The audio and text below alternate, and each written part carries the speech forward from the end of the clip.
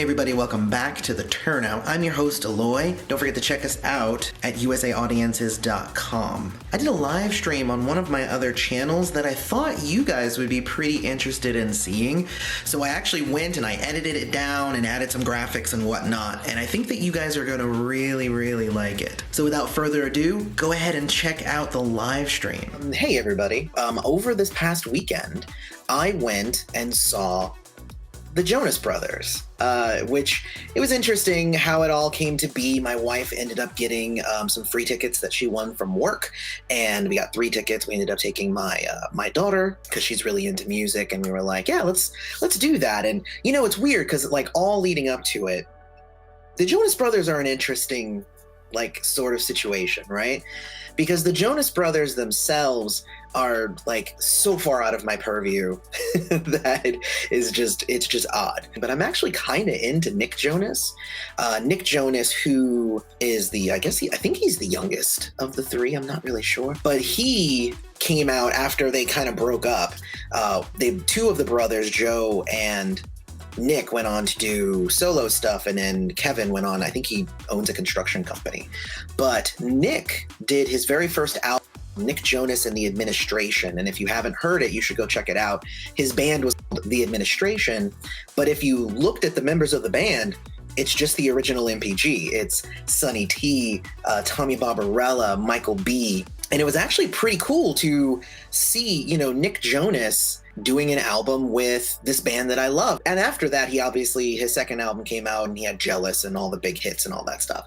And he's come out with, I think, 2 more albums since then. So Nick Jonas has actually done quite a bit in terms of his career. Joe Jonas, I never really got into.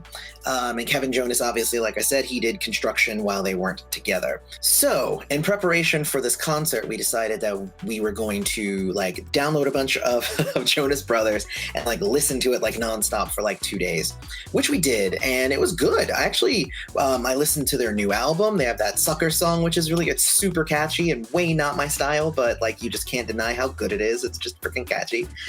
So there's that. And then there's also, they had a few other songs like Cool and Strangers that were on the new album that I thought was, you know, pretty awesome. This concert was at the big arena that we have here in Tampa. It's called the Amalie Arena. It used to be called the Ice Palace. I still call it the Ice Palace. I'm pretty sure most people do.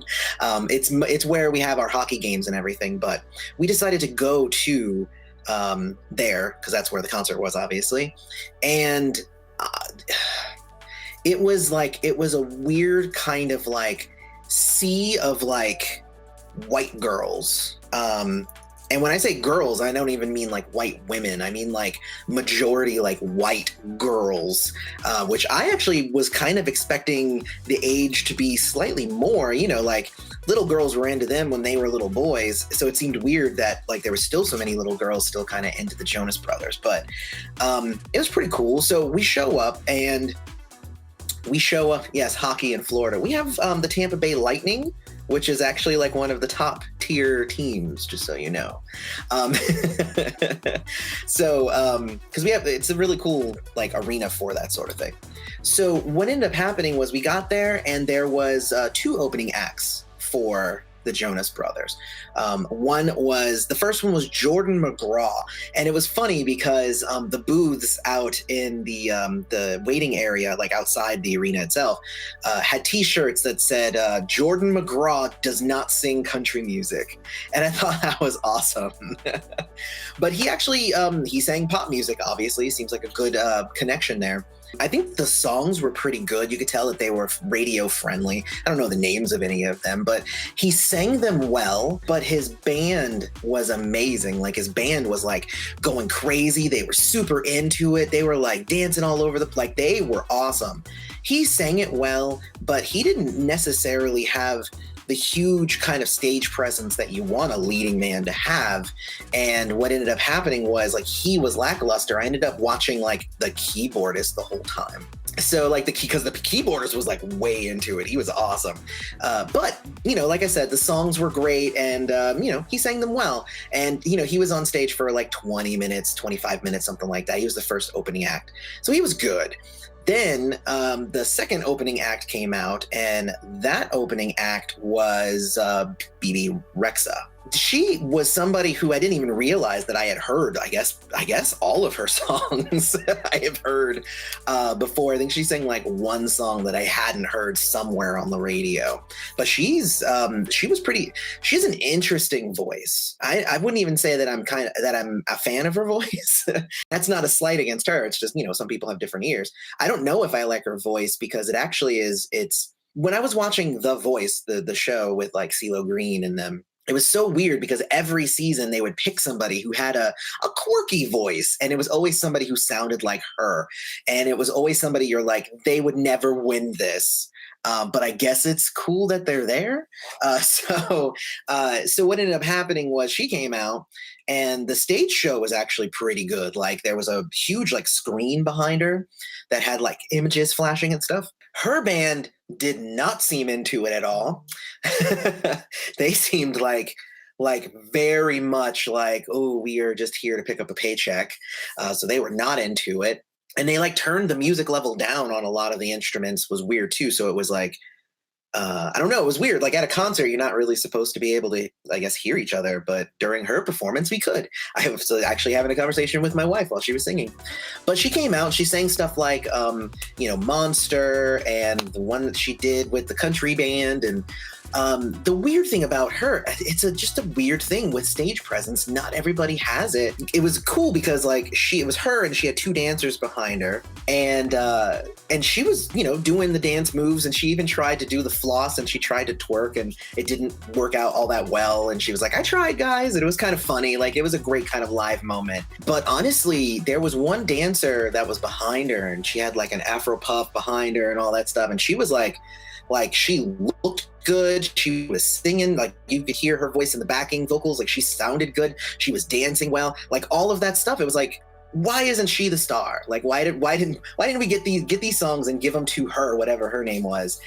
Because like my eye was completely like drawn to her much more than the main person that I was supposed to be watching. It was just kind of interesting. She was up there for maybe 35 minutes, something like that. By the time she finishes, like the stadium is like packed. And it was so cool. Like, actually, there was this little girl behind me who was like, ah! Like, she was like super, super excited. And I was like, you know what? This is awesome. Like, I want to live this experience through this little girl sitting behind me. She was like, Mama, they're gonna come out now. I'm like, like, I just love the excitement that was going. Like, it probably was like her first concert. It was probably, huge fan of the Jonas Brothers. So she was like, she couldn't wait to see the Jonas Brothers. So it was like just her level of excitement made me more excited for the guys to come out and actually start putting on the show. Before I get to that, though, while we're waiting for the Jonas Brothers to come on, the DJ who's like doing all the music for the stadium puts on Lizzo's Truth Hurts, and the entire stadium starts singing along. And I was like, this is weird. Like, Lizzo is like, she's a movement in this generation, I think. That's what my wife was saying. She was like, you don't understand. She's telling all these girls stories. And I'm like, okay, I mean, maybe. Like, their anthem is Lizzo's Truth Hurts. I don't know, it was weird to me, but I've never really been in that kind of environment where I was surrounded by that many people of that age in general. Like, I don't get surrounded by children very often, just my own, but not in the thousands. So anyway, what ended up happening is the Jonas Brothers come on stage. And the whole time we were like, ooh, there's smoke. Maybe they're going to jump up from the stage or whatever. Guess what? No, they got descended down on like a platform, which was pretty cool, actually. And they had like fireworks going off behind them. I'm like, wow, they made a spectacle here. I guess here is my review of the Jonas Brothers concert. So, because so far, good first opening act, good second opening act. And then what happens when the guys actually come out? Well, it's hard to tell because the girls who were all there were way more interested in hearing themselves scream than listening to the music. So it was interesting, though. Like, I would never go to this concert ever again, or a concert that I thought might be like this, because me as a music goer, I had just listened to a bunch of their music and I was like, cool, I can't wait to hear these live. But I couldn't. That said, Joe came out. He was singing really well. His singing was on point. He was doing a really good job. He was emoting. He was, jiving away to the crowd. People were really into it. Joe, you did a great job. Kevin, who is the oldest brother who plays the guitar, he doesn't necessarily sing all that much. He doesn't do any lead, but he, playing the guitar and whatnot. He was going back and forth across the stage. He was playing his heart out. He was emoting as well. He was jamming out with the band in certain portions of it. He was doing like the guitar walk thing, and he jammed out. Like, I have to give it to him. He was showing out. He was definitely showing out. Nick seems slightly subdued. And his mic wasn't like good. So like, whereas I could hear Joe singing clearly, I really couldn't even hear Nick because I think there was a sound issue. He was emoting, he was doing everything he was supposed to be doing, but it was interesting because like Nick, who was the one I was there to see, ended up like shining the least. So it suffered some from that. And honestly, we waited like 4 songs in, and then like I felt like my eardrums were gonna burst just from all of the screams from the giant stadium full of girls. So I was like, you know what, I think we might need to go. My wife was like, you know what, I think I'm okay with that. And my daughter was like, she had like her hoodie over and she was like this for most of it because it was hurting her. Like, she just kind of came along. She didn't know what she was getting into either. But I have to say, like, they did a good show. And I could hear pieces of the music and I'm like, wow, that sounds really good. Like they have one song, what's the name of it? I think it's I'm Human, I think is off of their new album. And I remember listening to it in the car and my wife was like, I like that song. And I'm like, I don't get it. It doesn't sound good. And then at the concert, they were singing it. And I was like, oh, it's a concert song. I get it. Because it sounded amazing in the stadium. And I even threw it back in the car on the ride home because I was like, I guess if we're not going to listen to Jonas Brothers in the stadium, I guess we'll just listen to it some more in the car. And it still didn't sound good in the car. So, and there's always that thing that happened with the Gorillaz as well. I would say on the whole, Jordon McGraw, great. I think he did a good job. I think he just needs to bring up, because he's early in the game, probably just needs to bring up his stage presence a bit. And then he'll be on point because his band was great and the songs were well constructed. Just needs to bring up his stage presence just a bit. Bebe Rexha, I don't know. She's huge and everybody loves her. I couldn't get into her. I couldn't jive. I couldn't understand what it was all about. And then the Jonas Brothers came out and I could tell that they were doing a good job, but it was hard to enjoy the concert because of the crowd. So that's my review of the show they just did here on Saturday at the Amalie Arena in Tampa, Florida.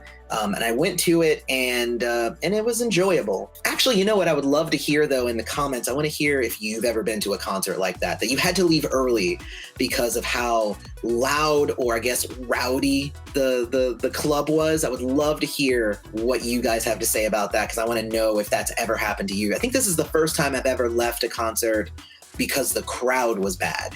I've left because because I randomly will go to concerts. I'll be like, I don't know what to expect here, but let's see if they're any good. And I've left concerts before that I'll be like, hey, looks like they're not. So I just leave. But I will say though that it was definitely not a night wasted. And, I had fun. I hung out with my wife and my daughter. We had fun. So anyway. Hopefully everybody did enjoy that. If you did, don't forget to hit like, subscribe to the channel, and hit the bell notification so you always know when we put out a new video. And until next time, I've been your host, Aloy. This has been The Turnout. Thanks for showing up.